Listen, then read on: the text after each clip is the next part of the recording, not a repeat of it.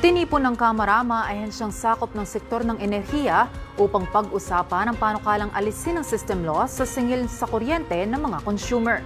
At live mula sa Batasang Pambansa si Kate Renya para sa detalye. Kate? Sofia, higit isang linggo na ang lumipas matapos bigyang diin ni Pangulong Ferdinand R. Marcos Jr. sa kanyang ikalimang SONA ang pagtanggal o pag-alis dito sa system loss para mapababa ang singil sa kuryente. Binusisi ito ng House Committee on Energy ngayong araw at dito nga lumutang ang ilang epekto o posibleng epekto nito sa operasyon sa supply ng kuryente sa ilang lugar. Matapos ang SONA ni Pangulong Ferdinand R. Marcos Jr., agad nagsagawa ng pagdinig ang House Committee on Energy upang tipunin ang iba't ibang ahensya ng pamahalaan na nakatutok sa sektor ng enerhiya para talakayin ang pagpapababa sa singil sa kuryente sa pamamagitan ng pagtanggal ng system loss. Sa kanilang pagdinig ngayong araw, suportado ng Energy Regulatory Commission o ERC ang pagrepaso sa Electric Power Industry Reform Act of 2001 o EPIRA Law. Pero giit ng ahensya, hindi maaaring basta-basta alisin ang lahat ng system loss dahil may bahagi rito na hindi maiiwasan. Ayon sa ERC, ang tinatawag na technical losses ay natural na pagkawala ng kuryente habang dumadaloy ito sa mga linya at kagamitan bago makarating sa mga bahay at negosyo. Bahagi na umano ito ng sistema ng distribusyon ng kuryente. Babala ng komisyon, kung tuluyang aalisin ang technical losses sa singil, maaaring maapektuhan ang operasyon at pananalapi ng mga distribution utility at electric cooperative. Pero ibang usapan naman ang non-technical losses. Suportado ng ERC ang pagtanggal sa mga ito dahil kabilang dito ang illegal connections, jumper, pagnanakaw ng kuryente at mga may sirang metro. Kaugnay nito, sinabi ng Meralco na patuloy nilang pinaiigting ang kampanya laban sa illegal connections. Earlier this year, we strengthened our partnership with the PNP at nagkaroon ho kami ng bagong Memorandum of Understanding para ho makuha namin yung full support ng ating mga kapulisan doon sa paghuhuli ho ng mga nagnanakaw ng kuryente. So totoo ho, mayroon kaming capex, nagkaroon kaming investment on elevating the meters at the same time.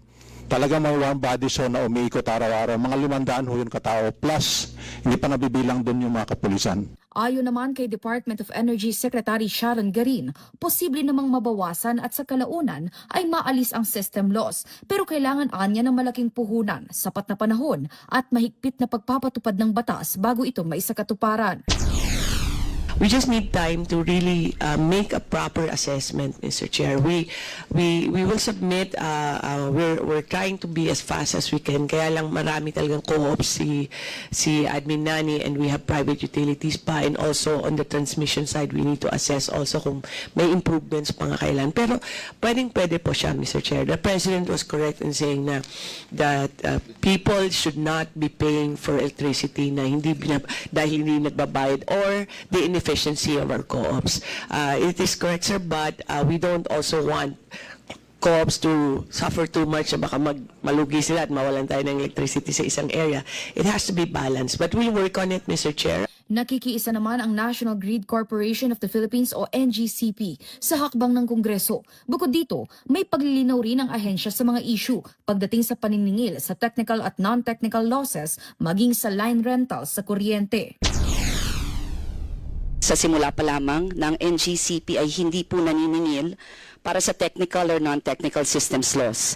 Hindi rin po kami nakikinabang sa tinatawag na line rental na isang misnomer or maling terminolohiya dahil ito po ay bahagi ng mekanismo sa market settlement o bayaran sa merkado ng kuryente. Samantala, nagpahayag naman ng matinding pangamba ang APEC Party List at Deputy Minority Leader Sergio Dagook sa planong tuluyang alisin ang system loss. Ayon kay Representative Dagook, maaaring unang bumagsak ang maliliit na electric cooperative na nagsiservisyo sa mga liblib na lugar dahil wala silang katulad na kita ng mga pribadong distribution utility. Kapag nangyari ito, posibleng maapektuhan ang supply ng kuryente sa mga malalayong komunidad.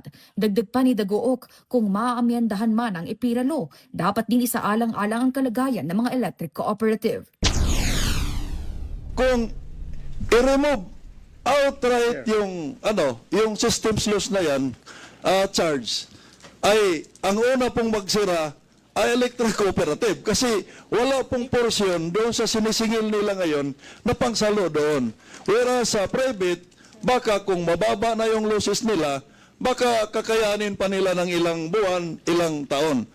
That is the case in point at present. Tiniyak naman ni Energy Committee Chairperson Jose Alvarez na agad nilang tatrabahuhin itong mga nakalatag na panukala upang mapagaan ang gastusin ng mga Pilipino.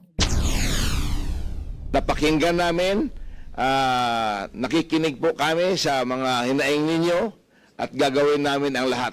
Inyo itong kongresong ito, hindi po ito para sa mayayaman, para po ito sa maralita. Katunayan, Sofia, imbitado rin ang ilang organisasyon sa pagdinig ng komite at nagpahayag din sila ng buong suporta dito nga sa hakbang ng Kongreso sa pagtanggal ng system loss, pero panawagan nila na magkaroon sana ng transparency dahil kapag tuluyang naipasa itong pagtanggal ng system loss sa electricity bill ng mga consumer, sino na ang magbabayad nito? Mula rito sa Kamara, balik muna sa inyo, Sofia. Ako po si Sofia Potenciano. Para maging updated, manatiling nakatutok sa Congress TV, Congress TV Digital at iba pa naming social media pages.